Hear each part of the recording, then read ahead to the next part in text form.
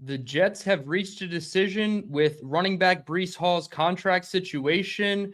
We have an update on the 2026 compensatory pick formula to the benefit of this team. And oh, yeah, we have our full mock offseason 2.0. It's a loaded live episode of the DTereman Football Show, and it starts right now.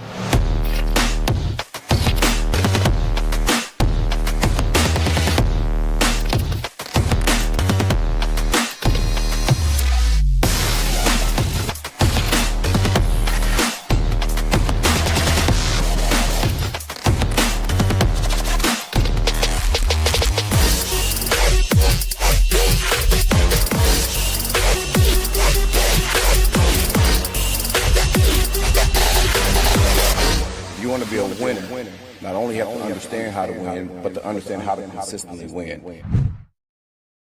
What's going on, everyone, and welcome into another episode of the Believe in Jets podcast. I am your host, DTereman. A lot of news coming out today. It was the deadline for the franchise or transition tag to be applied by teams on specific players. Obviously, the player that came to mind with the Jets was running back Breece Hall. For a long time, we thought it was going to be the transition tag coming in at roughly $11.5 million. Turns out they used the franchise tag, the non-exclusive franchise tag on Breece Hall today ahead of the deadline. Still means that they can work out a long-term deal. I do think there's a 60-40 chance as of today that Breece Hall is not the running back for the Jets in 2027, but I do think it is close to a toss-up that he is here for more than just one season. But I do think, based on reading the tea leaves of some of these reports coming out over the last couple of weeks, it seemed like the Jets heavily wanted to transition tag Breece Hall at the lower price tag, $11.5 million, we'll call it, instead of the $14.3 franchise tag. Then as we start getting closer, we go to the combine. Muji, Glenn, everybody is probably talking to Breece's agent, Nicole Lynn, who also represented Quinnen Williams, former Jets defensive tackle. So they're familiar with her, but they also probably got word that there are numerous teams that are going to line up for Breece Hall's services should the Jets only transition tag him, and then they would be able to offer him a contract. I'm sure Breece Hall would love to play for another team instead of the Jets in that situation. And then the Jets would come back and most likely match that offer of whatever the team was giving him because they have, ample cap space to work with over the next two seasons. So I think as they got closer, it went from transition tag to, well, we now have to franchise tag Breece because we know that a team is going to offer him something that we either don't want to match or will match but a little tongue-in-cheek, and we didn't want to pay that much for Breece Hall. So they end up settling on the non-exclusive franchise tag. That still gives Breece the option to go talk to other teams. If they want to do a deal with Breece, they would have to send us 2 first-round picks.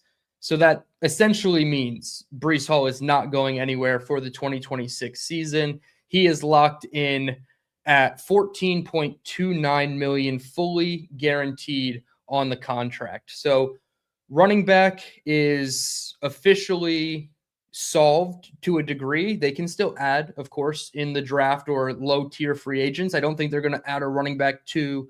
They'll probably add a guy to compete as the running back 3 or 4. So I do think they're not done with the room, but this certainly helps. Don't create a hole in the boat that is probably, a sizable hole in the boat from Breece Hall, and then just immediately go replace him with free agency dollars, right? I don't think that ever made sense. Keep Breece Hall. He's probably anywhere from like the 8th to 12th best running back in the league at the current moment. And there's times where he plays like the 4th to 5th best running back. And then there's times where he drops off a little bit. Circumstances not always up to him, right? That make him probably closer to like league average in certain games. So I do commend the Jets for taking this, stance with Breece Hall. They definitely wanted him back in the fold in some capacity, and they made that clear, right? They said, if we can't get a long-term deal done, we're going to tag him in some capacity. So I am glad that they were able to get that done. Now, in terms of pick formulas, compensatory pick formulas, the news came out today that the Jets, instead of receiving 2 fifth-round compensatory picks, they will be receiving a fifth-round compensatory pick and a fourth-round compensatory pick. So that has now bumped up almost 30 spots. We're looking in the range of, I believe, 135 is right in the middle of those compensatory picks. So even if you get the low end of that deal, you're still picking in the top 140 with that compensatory pick for DJ Reed. So DJ Reed, thank you for your services. I'm sorry that you wanted to leave so badly, but thank you for the fourth-round pick in return. As you can see, here is the entire comp pick formula. Everybody that measures into that formula, Javon Kinlaw and Justin Fields cancel out. So hypothetically, right, if we'll go both sides. If Javon Kinlaw got a very small deal with whatever team he went to, I know it was Washington on a 15 per average annual value contract. If Javon Kinlaw didn't get signed to that deal, they have only one compensatory pick this year, and DJ Reed and Justin Fields cancel out. And then obviously on the flip side is, well, then the Jets don't sign Justin Fields to that stupid contract, and they have 2 fourth-round picks because Javon Kinlaw got 15 mil a season. So there is both sides of it, of course. They weren't going to go into the season without a quarterback. I was an advocate for the Justin Fields signing at the time. I felt like choosing your mid, they did the best they could. Obviously, the contract I didn't agree with. They should have front-loaded it on the off chance that this is the case, that he didn't play well and you don't want him for next season. I didn't think he would get so bad where he's not even going to be on the team in 2026. I thought he would at least be here for 2 years, probably as the starter last year and then the backup this year to whoever they bring in, rookie or veteran. So both sides, both ways to look at it with the comp pick formula, but they do end up with a fourth and a fifth round compensatory pick. So instead of picking 175 and 178, they will still pick at one of those spots, but then they will move up from the other spot into the 130s, the mid 130 range. So that is a huge difference, right? That's 40, almost 45 picks difference in terms of the draft. So now we're looking in a range that, quite frankly, like I have not been looking in for the Jets because they were picking at 103 and then it was all the way down to 175. And they only had that one pick at 103 after 44. So it was such a huge gap of picks where now they're spread out a little bit more. That fourth round compensatory pick is worth more than a fifth round compensatory pick. That's obvious, right? So do they use that to trade back into the third round, which they currently don't have a third round pick? Thank you, Hassan Reddick. So, I mean, it is crazy that he would have gotten us back a comp pick formula. Obviously, Brendan Stevens, as you see on the screen, would have canceled it out. But it is interesting how the comp pick formula works. Now you'll see Solomon Thomas and Tyler Conklin down at the bottom with seventh round compensatory picks. They're not getting those compensatory picks. They factor into the formula as in nothing canceled them out, but they only award, I think it's 32 or 34 compensatory picks total, and they fell out of the top 32. So there were just too many third through seventh round compensatory picks where Solomon Thomas and Tyler Kinlaw just didn't meet the cutoff threshold. So in theory, if less teams, had compensatory picks, there's a chance that the Jets were picking 2 extra times in the seventh round because of these two. But it is interesting nonetheless that the Jets are finally in compensatory pick positivity, in my opinion, right? For years and years, we've been in the spending more than letting go in the free agency market. Now, perhaps that changes this year, right? We have a ton of cap space dollars, $90 million, which we're going to have fun and play around in the mock off season coming up in just a second. But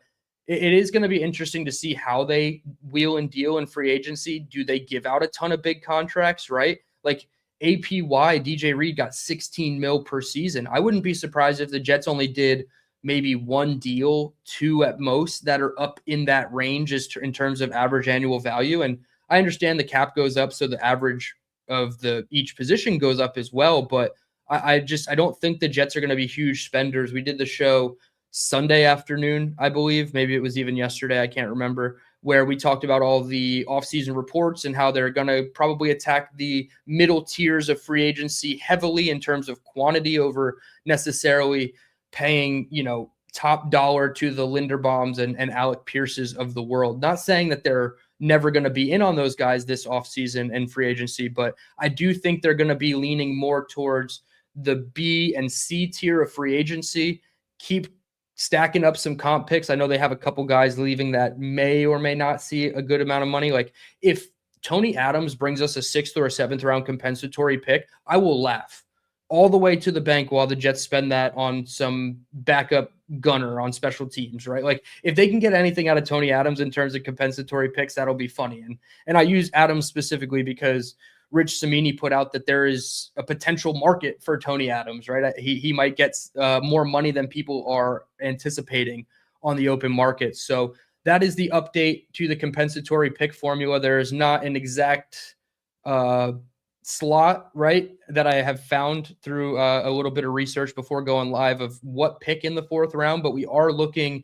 I think the first comp pick in the 4th round is 132, and the last one right now is 138. So you're in that range there. You're picking in the top 140 with that extra comp pick. Thank you, DJ Reed. Now, for the main event of the show, we are going to do our second mock-off season. But first, let's acknowledge some people in the chat. I see a lot of you guys in here. I appreciate it. 60 of you guys in the room. Jake Asman with a gifted membership to the A1 since day one community. Thank you so much, Jake. I appreciate it. As Maniac Madness underway, ladies and gentlemen, fill out your brackets. I'm excited for all the shows that we did last year during this time, and I'm looking forward to it again this year. Let's see. Austin in the chat. Ayo, DT. What's up, Austin? I appreciate you tuning in. Make Jets for life. What would the Jets do if Sonny Styles is at 16 after getting Reese at 2? They would take Sonny Styles, and they would load up on front 7 players. Hey, my guy Black Gypsy 420 in the chat. He says, I came to argue with Dylan about Kyler Murray. Yes, we will certainly argue about Kyler Murray for the next week and a half until he probably signs somewhere else for $2 million and plays his little ass off for a team that's not the New York Jets. I don't know, man. If you're asking me to win games, if I'm Aaron Glenn and I'm looking at the list of names and they're already going to shoot down Kirk Cousins, Kyler Murray gives you the best chance to save your job and win 6 to 9 games. Now, it's not all on the back of Kyler Murray, of course, but I don't know. I want a guy who can throw the ball and sometimes run it. He's not a running quarterback. He's a quarterback that can run. So I don't know. I'm a fan of Kyler Murray. I know he's got the off the field issues. I truthfully don't care about that stuff. We're the Jets. It's always going to catch up to us regardless. But I don't know. Maybe we just call Activision and tell them not to drop a Call of Duty for 22 months. And we bring in Kyler Murray and he's fully focused. I'd be about it.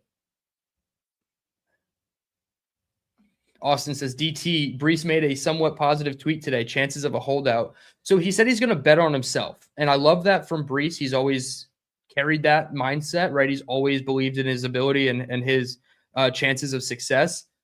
It did say a little bit cryptically, and that's one of his superpowers, right? If we're talking about a superpower-filled offseason, one of Breece's superpowers is making something cryptic at the worst time. So perhaps it's cryptic that I'm going to bet on myself and the Jets are going to, rue the day that they only gave me the franchise tag and they didn't give me $14 million a season. Well, go earn it, dude. Just go earn $13 to $14 million. And I'm sure the Jets next year with even more cap space will be first in line to try to pay you. Now, if somebody else wants to pay you and you'd rather go there, then, I'm sorry, man. We couldn't make it work for you. But yeah, it was a little bit cryptic, even though there was positivity in it, right? It's funny how that happens. Pat Marinello says, what up, DT? I believe the Jets, no matter what, should draft Mekhi Lemon or Jordan Tyson unless Caleb Downs makes it to 16, and then the Jets will have the best receiving core in the East. Well, I honestly think they are close to having the best receiving core now with Garrett Wilson and A.D. Mitchell. Obviously, I'd like to see them add one more, and the name that I added in my mock-off season certainly would make them the best in the division by far. But yeah, we'll see what happens if Mekhi Lemon and all his weird character concerns, because he looks at the camera funny. I don't know. I truly don't know what the Mekhi Lemon stuff is about. He's my number one wide receiver, probably in the top 3 for most every team in the league right now. So I would take either one of those wide receivers if they fell to 16.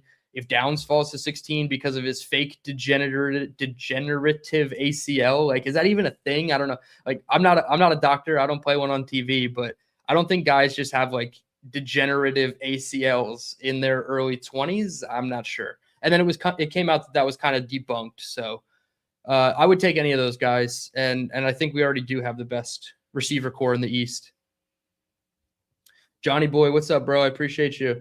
He says, so we taking a swing at Alex Pierce. Every team, and you'll see it in mock-off seasons across the league, whether it's a fan of the team, a podcaster for the team, or of the team, or just like a known media outlet who does mock-off seasons for random teams, all of them want Tyler Linderbaum and Alec Pierce.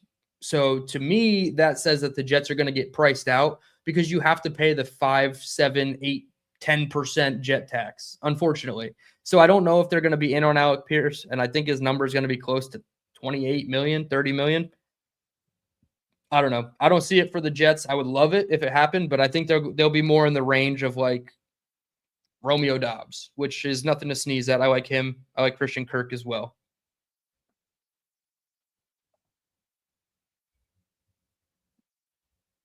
All right, let's see what we got here. Dino says, what's up, DT? Good info, my man. First, I've seen this. Yeah, I found that on overthecap.com, which is my preferred website for cap related things. I don't really like Spot Track. They're weird how they do things. They do have a manage roster feature on Spot Track that I do like to tinker around with, but none of these, simulators are perfect by any means. So valuations are all across the board. Whether they're too high or too low on a guy, or, certain simulators won't let you trade X amount of things. So no perfect science, but all that information was from overthecap.com. I trust them with contract information. Black Gypsy says, what round is Taylor Green ending up in the draft? I think he's like around 4 to 5 player. Now, I think all these guys are either rounds 4 or 5, right? Aller, Klubnik, Nussmeier, Green, like in the 4 to 5 range, but they'll probably go in the 3 to 4 round range if I had to guess. Teams are probably going to pick them a little high. Taylor Green, I could see being like a top 125 to 150 pick. Like Spencer Rattler was a 150 pick overall. I think Taylor Green is in that range. Incel says, AVT projected to get 3 years, 48 million, so 16 per. That's a bit much for injury-prone guy. I would do a 1 year, $16 million deal for the Jets if it's like pay as you go, kind of like they did with Tyron Smith. Now, he has no, reason to accept that sort of deal if he's getting an actual firm deal somewhere else. So I don't mind 16 mil per. Depends on how they do it with AVT. Black Gypsy gifting a membership to the A1 since day one community. I really appreciate you, Black Gypsy. I am going to have to let you know whenever. I think it's going to be next week, guys. Next week, we're going to do the call-in show. Black Gypsy, you got to find time. I will work around your schedule to allow you to be a caller on that show, because we got to argue. We got to chop it up about a lot of things. Things we will agree with too, for sure. Appreciate you, Black Gypsy, for gifting that membership.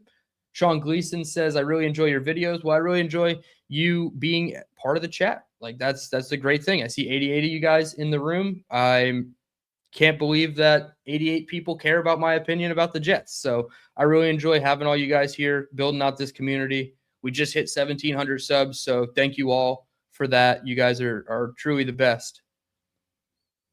Sean following up, he says, hey, Dylan, what do you think Arch pulls an Eli if we have the first pick? So I think it's Gary Myers was the person that came out and said that he wouldn't do this.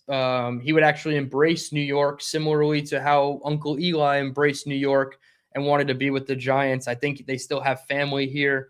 The story that I always tell about the Manning family specifically is my high school, Phillipsburg High School, right on the Delaware River, bordering with Pennsylvania. They have a annual Thanksgiving game. And it's the Cross River rival Easton, and they play it every year. I think it's like 106 years, like anniversary or whatever. And they did a replay game where the people that played the game, I believe it was in the mid 80s or maybe the early 90s, they came back in their 40s and 50s and did a replay version of the game, but it was flag. Like they didn't, I don't think they tackled each other. I hope they didn't tackle each other. And Peyton and Eli were the captains on the respective teams. Now, I don't think they ever left the booth and like came down and talked to the people in the school. Like, I think they just kind of hung out in the booth and like did their thing up there, but it was cool that they were part of that event. So the Mannings are definitely active in the area. So I don't think he would pull an Eli and go want to play from, what was it, San Diego at the time, and go back to New York.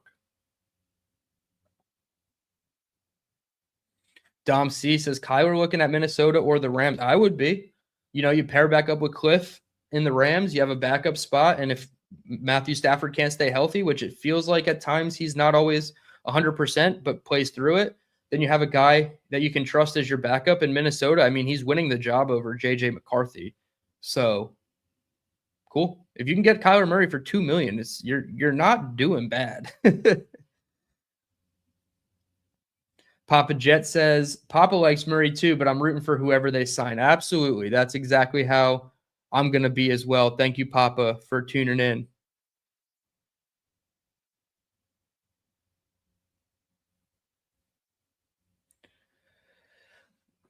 Black Gypsy said, what's your rank on Taylor Green? Do you think the Jets are looking at him at all? They're looking at him. I know for a fact they are. They had a meeting at the Combine with him. I saw John Carr, one of their senior execs, walking with him at the practice session. They're not all in on Taylor Green, but they're doing their due diligence and research.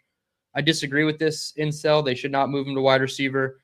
He has zero processing ability. I admittedly haven't done the full tape study, but from what I watched at the Senior Bowl, he processed things just fine. Like he wasn't taking he can't get sacked realistically, but he wasn't taking sacks because he was just holding the ball waiting for something to pop open. I think he was throwing pretty decently out there. I thought he was one of the better quarterbacks of the whole week. So I don't think you just move guys to wide receiver because they're fast and tall. We've seen that not work many times. Sean says Phillipsburg has great football. Yeah, they do. They do, but they don't. They have great history in their football. But if you like 26 power and halfback dive every freaking time, like, oh my, don't get me started on their football. They need to scratch the playbook that worked 4 coaches ago, get a new playbook in here, some passing, some forward passing. If they could just complete a damn pass, Sean. Golly, don't get me started on Peaburg football. But yes, they have a rich history in football. They have the most wins, I think, in like whatever their division is in New Jersey. I think they're like one of the most, like, the highest ranking in terms of wins in New Jersey. So unfortunately, I couldn't play for the school. I suffered too many concussions the year before in 8th grade and could not play football at the high school level. All right. With that, the reason most of you guys are probably here, the reason the title is what the title is, Jets mock off season 2.0. We have free agent signings internal, free agent signings external. We have trades, and then we have a 5-round mock draft. Okay, Black Gypsy had to ask one more question. He says, who's the most important player in a 3-4? Are you asking me because you know the answer and you think I'm going to get it wrong, or do you think that there's multiple answers to this question? I would probably say it's, I don't know. I think your Mike linebacker is important in all defensive fronts, but I'll say Mike linebacker in a 3-4 because, yeah, we don't have to get into it, but I do think it's the Mike linebacker. But you can make a case for a couple other positions. All right, a lot of you guys. Yeah, I see. Black Gypsy knows the answer. You're trying to bait me. I don't know what the hell you're saying here, but thanks for tuning in. Austin says strong side linebacker. Yeah. Oh, Kyle Clifton, you were 79 inches tall, 228 pounds, and you could run. Hell yeah, dude. You were the Sonny Styles of your high school, and they suppressed your talent, man. Write a petition. Write a petition. All right. Mock offseason 2.0. And as soon as I put this up on the screen, Gypsy's going to give me the answer. So with that, let's remove this. Let's put this up. Boom. Internal free agents. I have 5 returning free agents, most of them on the offensive side of the ball. Quarterback, Tyrod Taylor. He's going to come in and be your quarterback 2. You're probably going to get a free agent. Then you're going to have Tyrod Taylor, and then you'll probably have a rookie in some capacity. Breece Hall, we have figured out officially what the avenue is going to be with him. It's going to be the franchise tag at $14.29 million, fully guaranteed. That is a full cap hit for the Jets in 2026. They can still work out a long-term deal like we mentioned before. Wide receiver John Mechie III, they have a tender option with him. I'm sure that they'll just do like a second-round tender on him and Jawan Briggs. So you get them back. Nobody's going to give you a second-round pick for those guys, in my estimation. And then offensive lineman Max Mitchell, you got to run it back. You got to bring your jumbo offensive lineman back. Max Mitchell, the EPA god, when he is out on the field for his 75 snaps a season, I thought he did pretty well in a limited role. They found a limited role for him, and we didn't have to see Chuks Okorafor play any snaps for the Jets. So bring back Max Mitchell as like a swing tackle, jumbo offensive lineman. Now we are moving into the external free agents. I have 7 on this list, and the totality of this mock-off season is probably about 43 to 45 players deep on the roster. So I don't have a full 53 or a full, roster plus practice squad to present to you guys. Those last 8 on the roster are probably going to be changed numerous times between now and the start of the regular season. So number 1 free agent, not number 1 in terms of dollars spent, but number 1 in terms of the way I ranked them. Charlie Kolar, tight end from the Ravens. You bring him in. He's probably going to be your tight end 2 over Jeremy Ruckert. So you have Mason Taylor and Charlie Kolar as your 12 personnel set. Defensive end, Kwity Paye from the Colts. Really liked Kwity Paye on tape coming out of college. Think his story is really fun when I did the research on him. We're going to need a lot of juice on the defensive line. They're switching to that 3-4, supposedly, right? And they're going to need bodies. Kwity Paye gives you a rotation with like Jawan Briggs, Harrison Phillips, and you feel a little bit more comfortable with guys like him in the rotation as a hand-in-the-dirt 3-4 defensive end. Now we stay on the defensive line.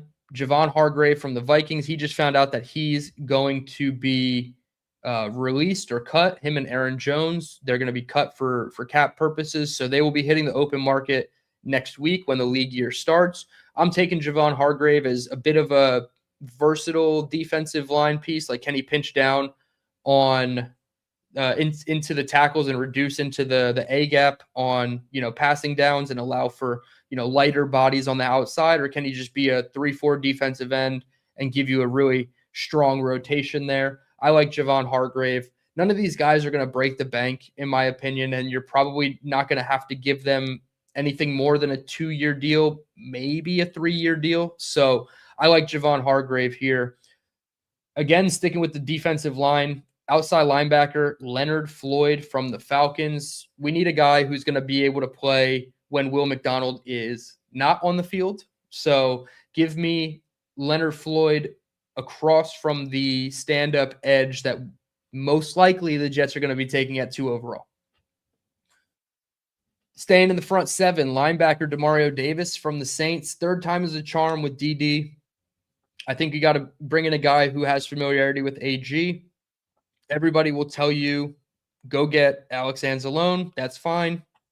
He's a couple years younger than DD, but I do think Demario Davis is the better linebacker. He's definitely going to be a bridge quarterback for your defense, right? You're going to bring him in for 1 year, maybe 2, even if you have to slightly overpay. And he's going to mentor the shit out of whoever you bring in at the linebacker position to play with him. And I think that there's a couple good options, not necessarily that you need to take in the first or second round, that can come in and eventually take the torch from Demario Davis. So I have him over Alex Anzalone, but I don't think either one of them I think they're both realistic possibilities for the Jets defense. And then safety, I doubled up. I do like the safety class, but after Dylan DTereman and Emmanuel McNeil-Warren had the combines that they did, you back it up with the tape. I don't even think they're going to be there at 33 overall. I wanted to cheese the PFF mock draft one last time and get a Dylan T, back at 33 overall, but it's not going to happen. He's their 15th overall player now on the big board. He's going to go in the first round, in my opinion, and rightfully so. So I doubled up at safety. I got Cam Curl from the Rams, and then I got Brian Cook from the Chiefs. Gives you one rangy guy and then one more box guy in Brian Cook. So you have finally revamped your safety room, which I've been, I'm surprised I didn't end up on freezing cold takes, but I said in the first year or maybe the second offseason of Robert Saleh, I said that they will prioritize the safety position more than the cornerback position. And then they took Sauce Gardner at 4 overall and did not take Kyle Hamilton at 10 overall. So couldn't have been more wrong on that take about Saleh and the safety position, but I do think this regime is going to prioritize safety. So I have Cam Curl and Brian Cook in the double up. Trades, I included T'Vondre Sweat's trade because we know that obviously already happened, but he is going to be in the, trades color coordination of the next slide. So Jermaine Johnson shipped away for T'Vondre Sweat. You get a scheme fit for both teams. It's a win-win, a rare player-for-player win-win, in my opinion. Now, obviously the games have yet to be played, but I do think that T'Vondre Sweat for the Jets will be really, really important, especially on first and second down when you're facing a run-heavy offense. Now, quarterback. This is where I address the veteran quarterback, and this goes against a lot of my rules. I don't like trading a day 3 pick for a quarterback. In this case, it's Andy Dalton, and he has the familiarity with Frank Reich, so okay. I can peel off the 183rd pick for Andy Dalton. I don't even know what his contract looks like. I don't really care. He's only going to start 4 to 6 games for me.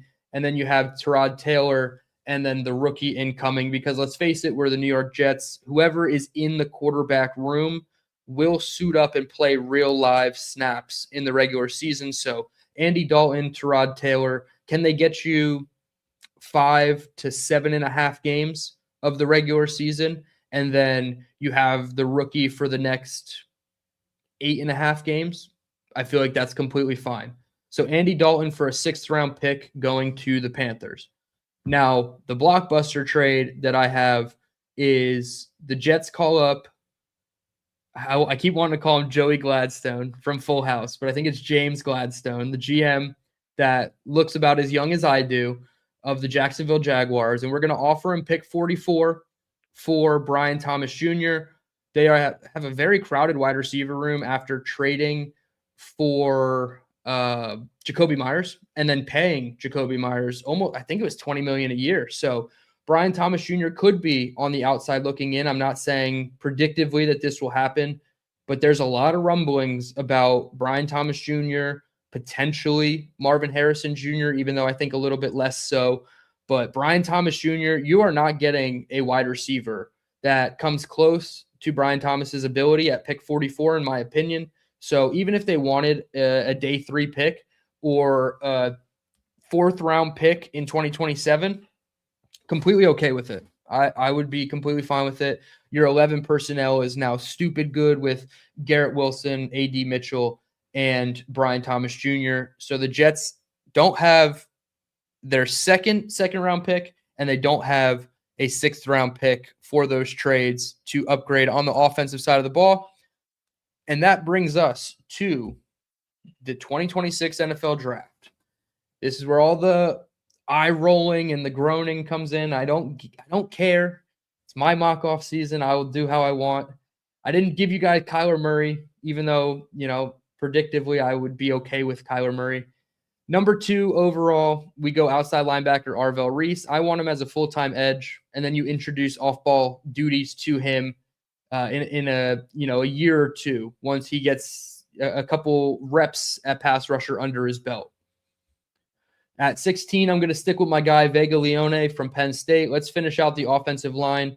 It seems like they're going to let AVT test the market, and they let John Simpson's $6 million contract void. So why would they let that void if they were going to bring him back? They could, but I think what they're going to do is monitor the market with AVT, and whatever a team offers him, they might just say, hey, we can up that a little bit, pay a 5% tax, and let you be our left guard. But if somebody pays him to be their right tackle and he wants to go play tackle and earn himself another contract in his career as a tackle, can't really argue it. So Vega Leone comes in as the replacement at left guard, and you don't really have to think about offensive line again for a couple years other than, renewing some contract extensions. 33rd overall, and I don't think predictively that he will be here, but I had to cheese the mock a little bit. Ty Simpson, quarterback, Alabama. I would trade up into like the Jermaine Johnson type of range. What was it, like pick 24, 26, 27? I would trade up to get Ty Simpson if need be. Even if you had to flip one pick up with Seattle to get the 5th-year option, I would do it. I think quarterback is worth it.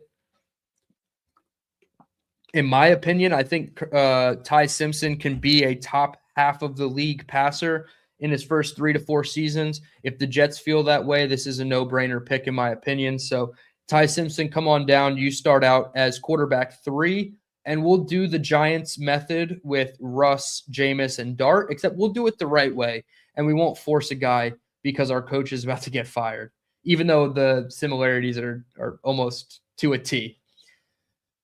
Pick 103, the first pick in the 4th round, we take linebacker Caleb Alarms-Orr from TCU. This is one of the guys that I said could make that transition, that torch passing from Demario Davis.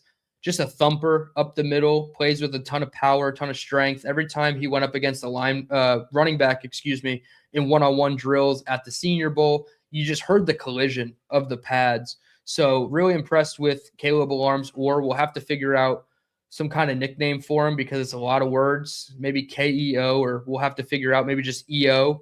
But Caleb Alarms-Orr from TCU would definitely be a fun pick in the front 7.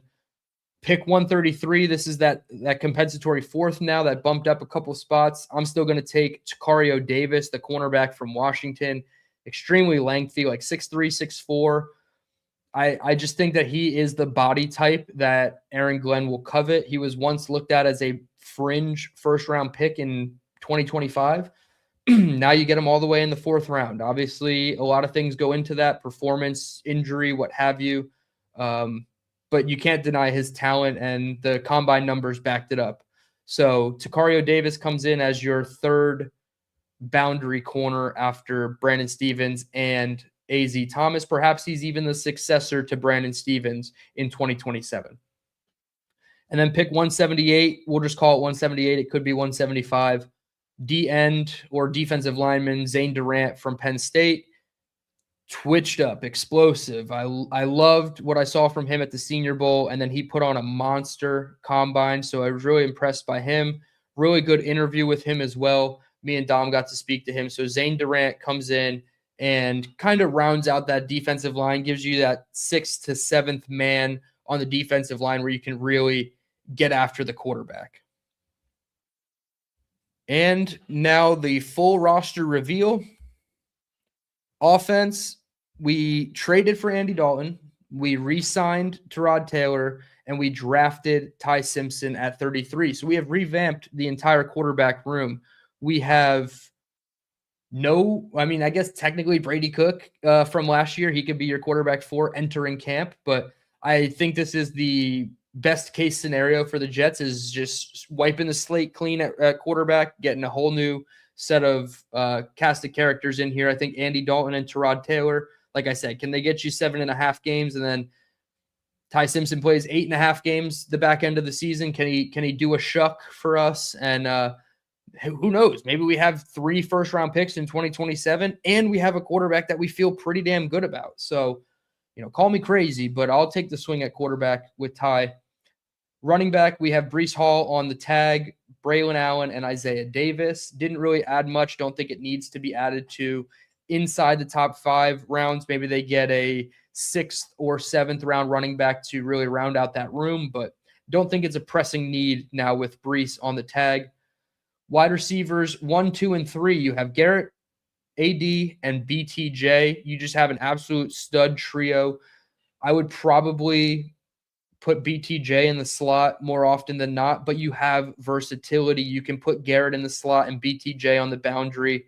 I don't think any of them are. I guess AD is the closest thing to a true X receiver, and Garrett would be like a Z. So they're interchangeable, and I think AD is the closest thing to an X in my opinion. So I just wanted to overcorrect the wide receiver position, and I didn't feel like taking a Romeo Doubs and a 3rd or 4th round rookie. I wanted to just hammer home the thought that I think that they need to go out and get studs at wide receiver. Then wide receivers 4 and 5, John Mechie on the tender and Isaiah Williams. I think there's actually a role for Isaiah Williams here as like that gadget guy, like doing the things that Arian Smith was potentially supposed to do. Plus, they're going to keep him around for special teams. So why not try to find a tertiary role for him on offense at wide receiver as well? So Isaiah Williams, wide receiver 5, I feel like that's good. And then Arian Smith is your wide receiver 6. I didn't need to write it in there, but at least, Arian Smith is going to get a chance. He's going to, core special teamer for Chris Banjo. But I like the top 5 at the position. And then tight end, we have Mason Taylor and Charlie Kohler in our 12 personnel, and then Jeremy Ruckert as our tight end 3, which maybe it's a bit of an overpay. I think it's like 2 years, $11 million, but I don't think the cap hits or anything substantial for Jeremy Ruckert. So if it's really like a 2 years, $7 million in terms of cap, that's fine for a tight end 3 who has a role, especially if they don't bring back Andrew Beck. There's a potential role for Jeremy Ruckert to be that pseudo fullback, H-back type of role. Offensive line, I didn't go crazy with the depth on the offensive line because it's so hard to anticipate who's going to actually be available, especially on the O-line. But we did bring back Max Mitchell as our swing tackle / jumbo O-lineman, and we drafted Vega Leone at 16 overall to be the plug-and-play left guard. Now, if they got a day 3 center or guard with versatility to play the opposite position, I would absolutely love that. Like if Jake Slaughter makes it to the 5th round, I don't think Keelan Rutledge will. I don't know if Slaughter will either, but there's also James Brockermeyer from Miami who didn't get a combine invite, but was at Senior Bowl taking center snaps. So there's guys out there that have center guard versatility that you can get on day 3 that you don't expect a ton from, and hopefully they don't have to play at all and can kind of redshirt and be a depth piece. And then on the defensive side of the ball, this is where a lot of the color comes in. I believe it's 11 new players I got for this defensive side of the ball. So I'm not including Jawan Briggs because he is a re-sign. He's not a external free agent, but you have Kwity Paye, Tavondre Sweat, Zane Durant, Javon Hargrave. So you already have 4 additions on the defensive line, 3 additions at the linebacker position in Leonard Floyd, Arvell Reese, Demario Davis, 4, and Caleb Alarms, or 1 at cornerback and then 2 at safety. So I've really tried to hammer home the fix the defense in this mock off season while still making the offense presentable and playable.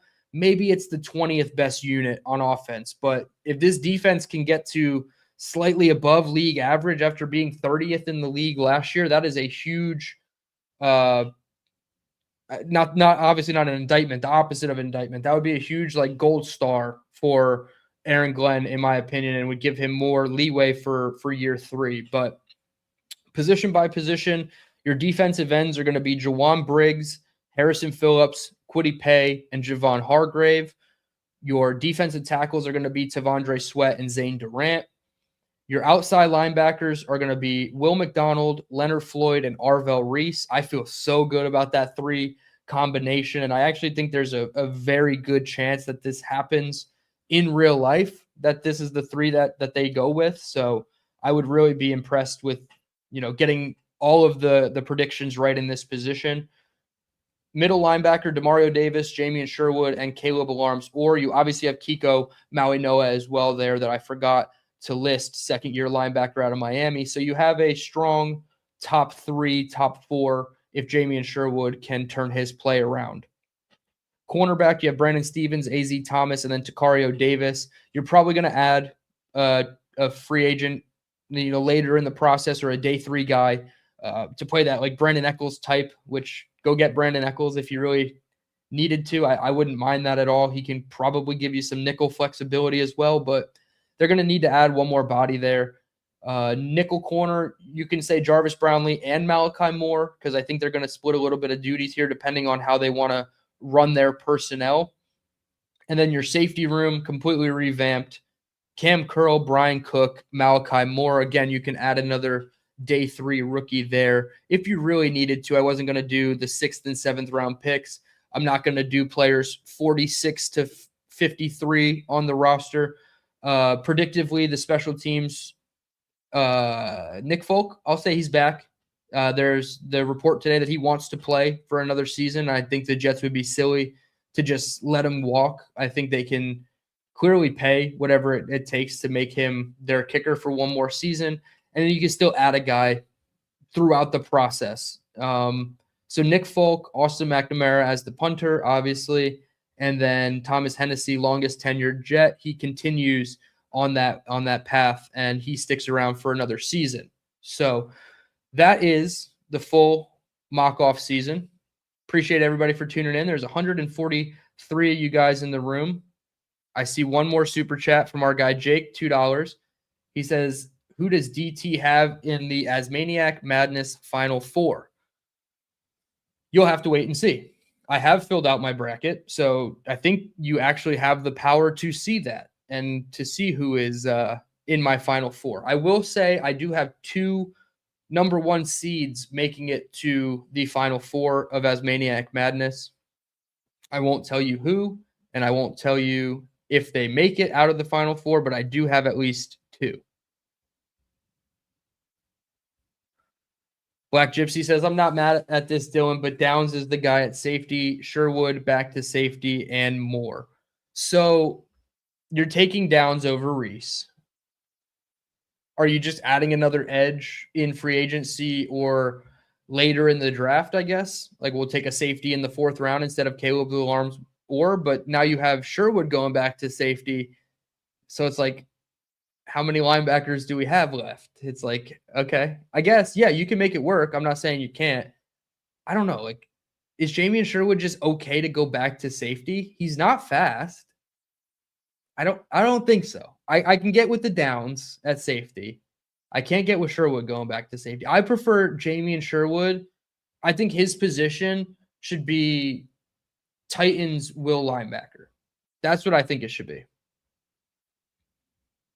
Papa Jet says, awesome. Yes, I appreciate you, Papa. Clifton says, big slot. Is that offensive or defensive are you talking? Who is the slot on offense? BTJ was the slot. I don't know if he would be considered a big slot.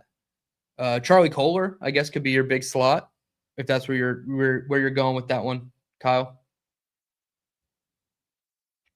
Tank, we did at 33. We did indeed. Here, I'll throw it back up for you, Ty. Let me get it.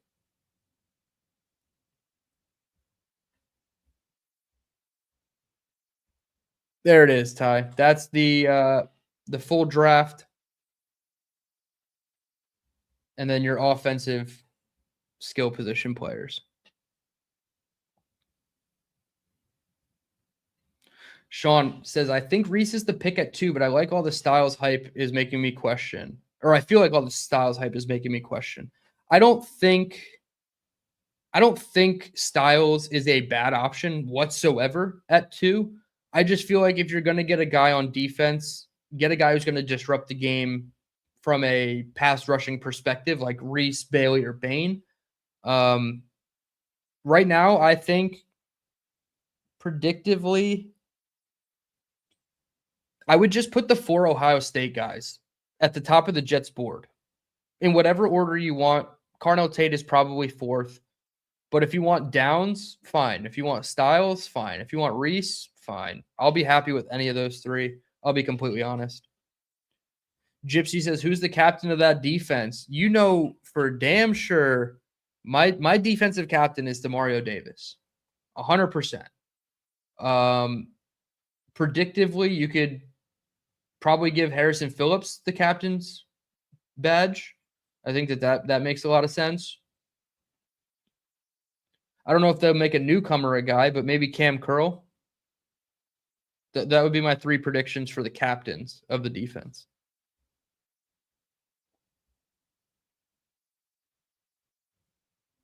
Boss Girl says, DT, I really hope we can sign all these free agents.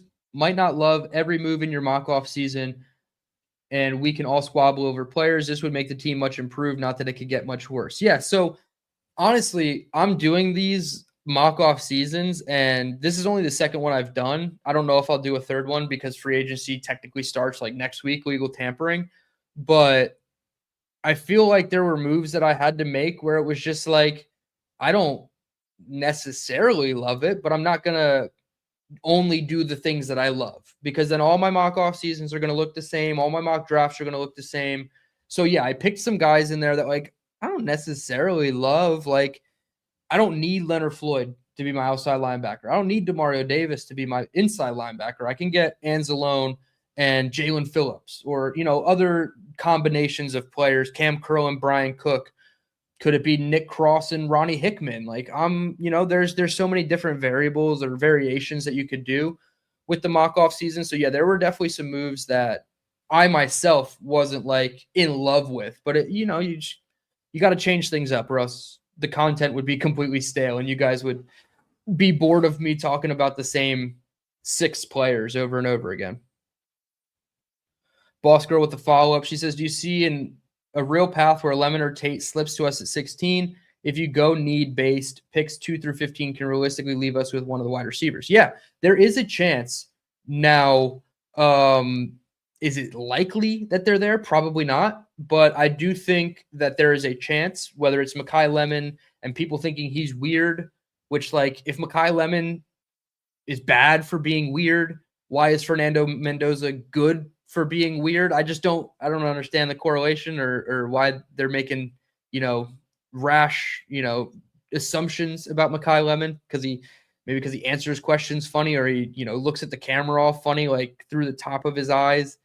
But yeah, no, there's a chance. There's a path. I'd say it's like 10 to 15% chance, but yeah, you run the card up. You sprint the card up in Pittsburgh if one of those guys is there at 16. Demario Davis is technically not a newcomer. They drafted him, and they let him go, and then they traded Calvin Pryor to get him back in another rare player-for-player swap that did not become a win-win for the Browns and the Jets. It was only a win for the Jets, and then they let him go again. The Jets let him go twice, so maybe Demario Davis doesn't want to even be here, but I would hope that the Jets could make it work with him. Chris B, this has been talked about a lot, potentially trading for Minkah Fitzpatrick or Jesse Bates. I would be okay with it if the compensation, and I don't think the compensation is going to be crazy. Like instead of trading a 6th for Andy Dalton, can I trade a 6th for Minkah Fitzpatrick? Sure, I would do that. Is that the asking price? I don't think so. I think it's probably going to be slightly higher, but yeah, I would be cool with that. Please attack safety aggressively this offseason. Safety and wide receiver, to me, I feel like it doesn't matter how many additions you make. You can't make enough.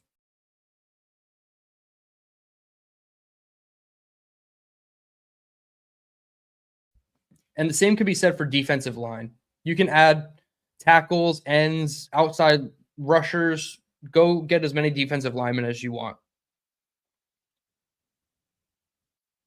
Gypsy, yeah, there's probably not that many people that actually want to be Jets, but we'll see what the market looks like for him versus how much money they can obviously pay him.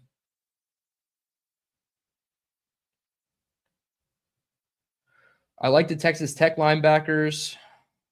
Where do they go in the draft? Jacob Rodriguez does not I don't understand why people would just do a mock draft and take Jacob Rodriguez in the 4th round for whatever team it is, not even the Jets specifically, but how is this guy not a top 100 pick in this draft class? In my opinion, he's closer to a 1st round pick than he is a 4th round pick. So I think the 2nd round for Jacob Rodriguez, I know Stock Exchange just did a mock draft where he went in the 1st round. I believe it was to the Bills. So everybody boo Trevor Sikkema the next time you see him out in the streets because he gave one of my favorite linebacker prospects to my least favorite team. But yeah, I think he's a 2nd round pick. It doesn't make sense for him to be a 4th round pick.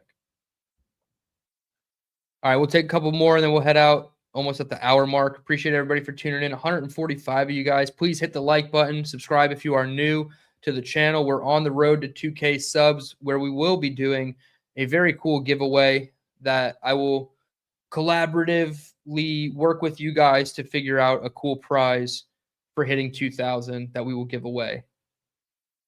Q Rob NYC says, are the Jags open to trading BTJ? I don't know. I can't confirm. It's just there's a lot of smoke around Brian Thomas Jr. They obviously have Parker Washington and Jacoby Myers. Obviously, Travis Hunter is only going to be a part-time wide receiver, but it's they're getting a little crowded in that room. Maybe they're willing. Their first pick in the draft is pick 56 because they gave up their 1st round pick to get Travis Hunter last year. So their first pick is 56. So maybe they want to pick twice in the 2nd round, and pick 44 would be a good spot. If they said, hey, we won't take 44, but we'll take 33, I don't know. I would still do it, but I would hate giving away 33.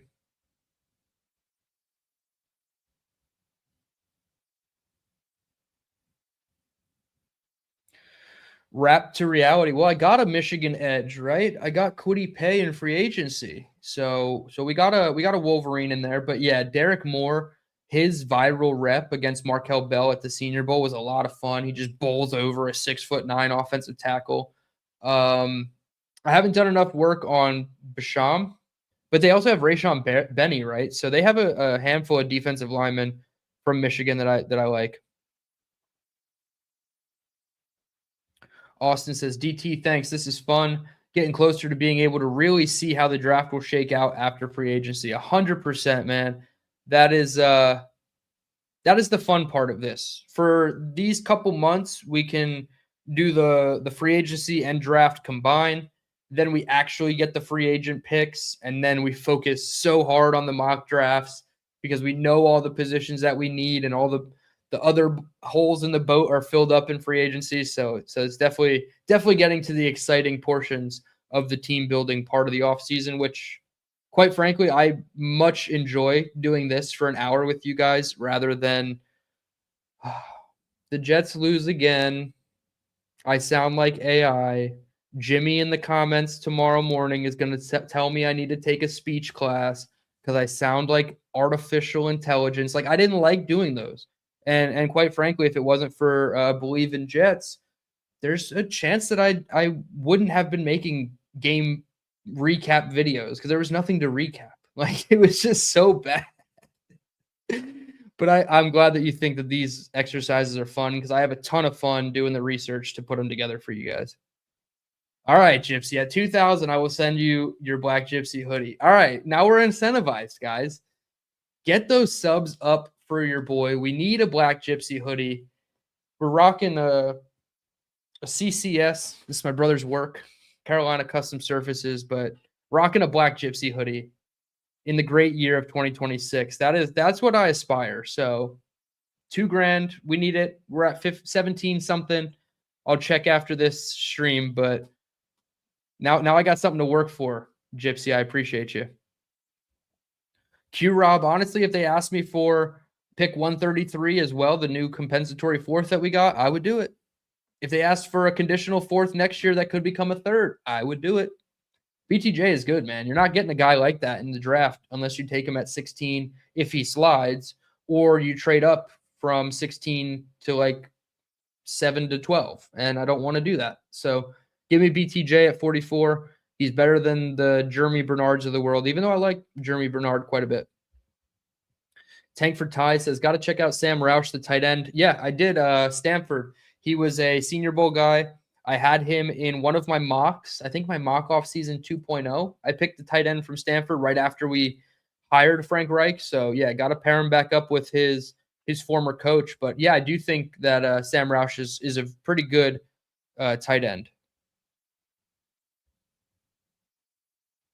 Oh, Austin. Now I get 2 hoodies for 2K, 2 hoodies. Come on. Smash Burger brand. Oh, this is dope. I didn't know everybody had all these hoodies. This is great. We'll have to collab, and I'll have to send you and Gypsy a DT t-shirt, which I've been slacking on the merch. I'll be honest. It's been tough since probably about Christmas time. It's been tough, and I have an order of shirts waiting to go, but there's just other things I need to pay for before the t-shirts. So, oh, my guy Boomtown in the chat. What's up, Boom? Appreciate you hopping in here. He says, Dylan, I have a question for you. If everything breaks the worst possible way for the Jets at 16, what is the worst player that would be left for us, assuming we can't trade back? Okay, so all the wide receivers are gone. Ty Simpson is gone. Leone is gone. Styles is gone. The edge rushers are gone. Ooh, Jeremiah Love is gone. Downs is gone. Mansour and Jermod McCoy are gone. I feel like that's pretty much the worst player left for us. That's a really good one, Boom. People are going to say I'm stupid for this answer, but like, is it Peter Woods? Is Peter Woods like the worst of what's left for us? Like, I don't know, Boom. You're kind of convincing me that maybe there's not a terrible pick at 16, unless they just get it completely wrong, of course. Yeah, I would say it's like Peter Woods. Like, it's not Caleb Banks. I think the upside on him is really good. Kenyon Sadiq, is he gone before that pick? Maybe. Maybe Kenyon Sadiq is the worst we can. No, but he's not the worst we can do. The Eneman's not the worst we could do. Emmanuel McNeil Warren. I've just listed more than 15 names for sure. So one of those guys is making it to us. Boom. This is a really good question. I would say it's an interior defensive lineman. Yeah, I would say it's Peter Woods. Peter Woods, which I'm fine with. I'm completely fine with Peter Woods. So I think you're changing my mind here in real time about pick 16. I don't think anybody's out on Mason Taylor. I certainly haven't said I'm out on Mason Taylor. Adding Charlie Kohler to the room is not out on Mason Taylor. Yes, Ricardo, I would be mad at trading for Will Levis at quarterback too. Yeah, 100%. 100%. Don't give up anything for Will Levis. Don't even give him dollars. Like, he should come play for free. And then maybe. Like, vet minimum Will Levis? Sure. Trading anything for Will Levis? No. Just give me Andy Dalton. I don't care about the upside with his young age. He's not good, in my opinion. Yeah, that's why Sadiq is actually a good option. Like, Boom is kind of telling me that there's good options at 16.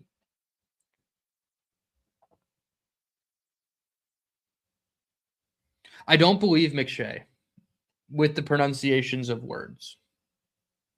A lot of the time, I will listen to Connor Rogers for the pronunciation of words, because at NBC, he actually interviews these players, so he has to learn how to say their name. So I know for a fact that he's very confident in it's Olavavega Leone or Ione. See, now I'm messing it up, but whatever. I don't know how to read. So maybe it is I want to learn how to read. So hopefully McShay's right. That's the thing too, Jaden, is they're in such a win now mode, but they have to pay him. Not necessarily this year, but yeah. I don't know. Maybe they don't want to move off him. Maybe they don't. But too much smoke around BTJ to not entertain it. Yeah, I don't think we're screwed. I think the worst pick is Ty Simpson to me. I think that's what the fan reaction would be, the most negative about is Ty Simpson at 16, which I'm running around. I'm dancing. I'm happy about Ty Simpson at 16 if we don't have to trade up. You guys remember my hot take on Jake's show at Radio Row. I said Frank Reich, Ty Simpson, and Kirk Cousins. Doesn't seem like Kirk Cousins is coming, but I said I'd trade up from 16 for Ty if I had to. CJ Allen's still not even a bad pick. Boom, you're proving it right, man. I think that there's really good players at 16 to be had. Yeah, there are probably some reaches. Okay. Denzel Boston might be one of the worst options just because it's the next tier down of wide receiver. And it's would I rather take a second tier wide receiver, or would I rather take a quarterback? Or would I rather take the best guard on the board? So it's a tough one. Gypsy, I do not think Linderbaum is a real option just because every other team in the league wants him. And I don't think the Jets tax on a market-setting guy, on top of it, right? He's already setting the market at center. We're going to pay a Jets tax on top of it. I don't necessarily think so, but I would love it. The Jets do well. I heard Nick Shine today talking about Kevin Mawai, and then obviously what we know when we drafted Nick and everything good. So, Jaden, this is the easiest question for me.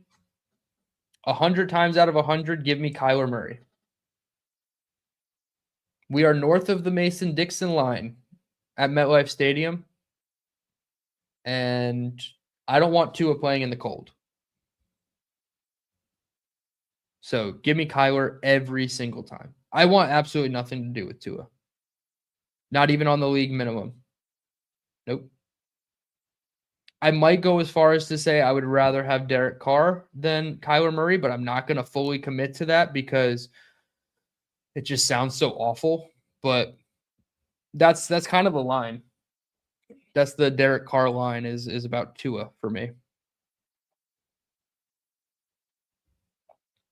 All right, we'll get out of here on that one. A little bit over an hour. Appreciate everybody for tuning in. Please hit the like button. Subscribe if you are new to the channel. We will be back probably within the next couple of days with a pre-recorded. Going to hold off on some live streams for the next couple of days. I have a big job starting at work, and I will be working on Saturday. So I do know Thursday p.m., check me out on Jake Asman's show in the afternoon. And then Friday night, I don't even know if it's been announced by himself, but Nick Shine and I will be doing something on his channel. That'll be a lot of fun draft-related content Friday night for you guys. So that's where you catch me. Other than that, I'll do some pre-recordeds on the channel. Thank you guys so much for tuning in. Till next time, DT signing out saying, let's go Jets.